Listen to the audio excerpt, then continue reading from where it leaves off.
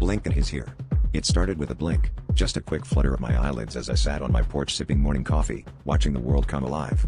Across the street, the house that had been vacant for months suddenly had a new occupant. He was standing in the yard, staring directly at me.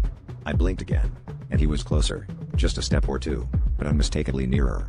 My heart skipped, the unsettling feeling that I was the only one seeing this gripping me with icy fingers. I waved to a neighbor jogging by, but they didn't even glance his way. It was as if he didn't exist, except he did, and only I seemed to notice his eerie approach. As days passed, the pattern continued. I'd blink, and he'd be closer, always maintaining that unnerving eye contact. I tried ignoring him, but the sense of his presence was palpable, an invisible weight pressing down on me. I asked around, casually inquiring about the new neighbor, but everyone seemed oblivious, claiming the house was still empty. I even called the local real estate office, only to be told no one had rented or bought the place. The more I investigated, the more isolated I felt, wrapped in a growing cocoon of dread. Each blink felt like a gamble, a roll of the dice that would bring him one step nearer.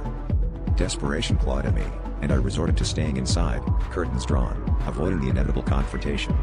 But the silence of my home was suffocating, filled with the anticipatory dread of the next encounter. One night, curiosity got the better of me.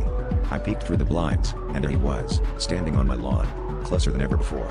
His face, obscured in shadows, seemed to shift and morph, a grotesque mimicry of human features. My heart hammered against my ribs as I blinked involuntarily, and in that split second, he was gone. I stumbled back, breathless, my mind a whirl of terror and disbelief. The climax came unexpectedly. I had dared to venture out, hoping daylight would provide a sense of safety. But as I stepped onto my porch, I blinked, and there he was, inches from my face. I froze, unable to move or scream, as he reached out with an impossibly cold hand, his touch like frostbite on my skin. In that moment, his eyes, previously hollow and lifeless, flared with an unnatural light, and I understood the truth. He wasn't moving closer to me, I was being drawn into his world, a shadowy realm where he reigned. And in my final blink, the world around me dissolved, leaving nothing but darkness and his haunting laughter echoing in my ears.